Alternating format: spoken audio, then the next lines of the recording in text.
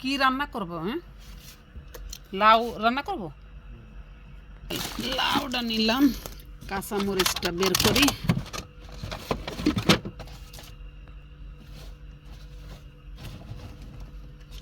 আবার ডাইকে রাখতে হবে, ডাইকে না রাখলে পচে যায়। আমি এই প্যাকেটে কাঁচা মরিচ রাখছি। এইভাবে কাঁচা মরিচ রাখলে 6 মাস পর্যন্ত ভালো থাকে। কি দেব? এই মালটা দেব না এই কমলা দেব? কমলা বড়টা তাহলে দিলাম। ধনিয়া পাতা নিব। লাউ তরকারিতে ধনিয়া পাতা দিলে মজা লাগে। এগুলো কাছে দেশি ডিম। এসে টমেটো, টমেটো এইভাবে রাখলে নষ্ট হয় না। এবার আছে মাছ বের করব।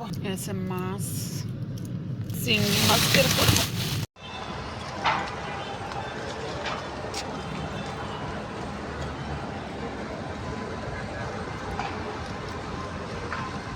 চিংড়ি মাছটা বের করলাম, এইটা দিয়ে লাউ দিয়ে রান্না করব। আসসালামু আলাইকুম আমার কলিজার টুকরারা, আপনারা সবাই কেমন আছেন? আলহামদুলিল্লাহ আলহামদুলিল্লাহ, আল্লাহর অশেষ রহমতে আপনাদের দোয়ায় ভালোই আছি। আজকে আমি লাউ দিয়ে চিংড়ি মাছ রান্না করব। আপনারা সাথে থাকেন, দেখেন।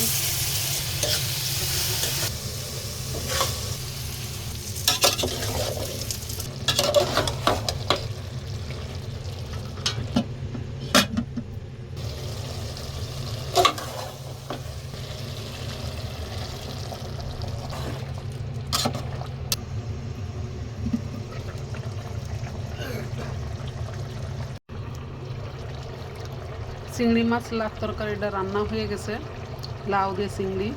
তা সবাই ভালো থাকেন, সুস্থ থাকেন, আর বেশি বেশি করে আপনারা শেয়ার দেন, বেল বাটনে ক্লিক করেন, সাবস্ক্রাইব করেন, লাইক দেন।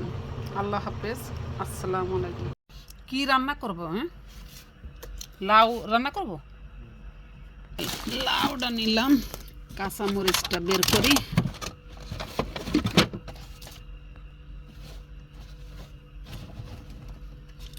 আবার ডাইকে রাখতে হবে, ডাইকে না রাখলে পচে যায়। আমি এই প্যাকেটে কাঁচা মরিচ রাখছি।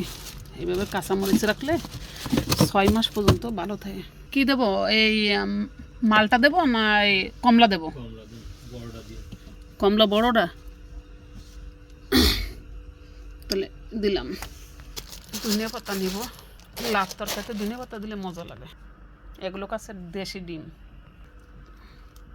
এসে টমেটো, টমেটো এইভাবে রাখলে নষ্ট হয় না। এবার আছে মাছ বের করব। এসে মাছ, চিংড়ি মাছ বের করব। চিংড়ি মাছটা বের করলাম, এইটা দিয়ে লাউ দিয়ে রান্না করব। আসসালামু আলাইকুম আমার কলিজার টুকরারা, আপনারা সবাই কেমন আছেন? আলহামদুলিল্লাহ আলহামদুলিল্লাহ, আল্লাহর অশেষ রহমতে আপনাদের দোয়ায় ভালোই আছি। আজকে আমি লাউ দিয়ে চিংড়ি মাছ রান্না করব। আপনারা সাথে থাকেন, দেখেন।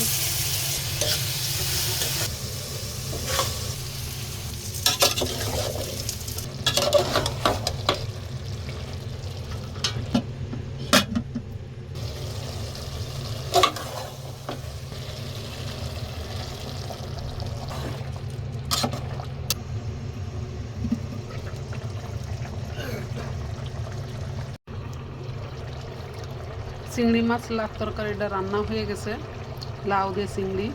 তা সবাই ভালো থাকেন, সুস্থ থাকেন, আর বেশি বেশি করে আপনারা শেয়ার দেন, বেল বাটনে ক্লিক করেন, সাবস্ক্রাইব করেন, লাইক দেন।